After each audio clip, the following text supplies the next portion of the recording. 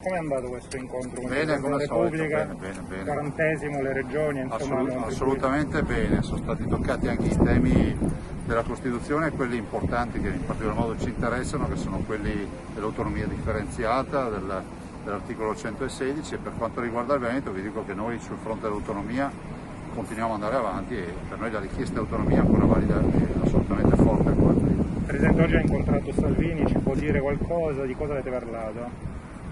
Ho parlato di progetti, uno dei progetti dell'autonomia, i fondi comunitari, il PNRR e tutta una serie di partite insomma, che interessano appunto i territori, interessano la regione del Veneto nella fattispecie e ovviamente è fondamentale il collegamento a livello nazionale. Presidente, una cosa importante per il Veneto è la riapertura delle discoteche. Qual è la sua posizione? Da quando si potrà riaprire con questo comparto?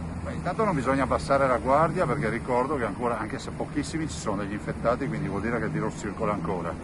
Quindi noi abbiamo attivato un nuovo piano di sanità pubblica con almeno 30.000 tamponi, tra virgolette, di screening puro sul territorio ogni giorno, proprio per verificare il grado di circolazione del virus.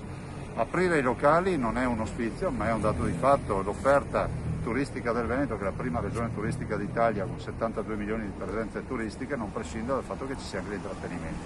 È un comparto importante per il Veneto, come lo è per l'Emilia Romagna, la Lombardia e molte altre regioni. Grazie, buon lavoro.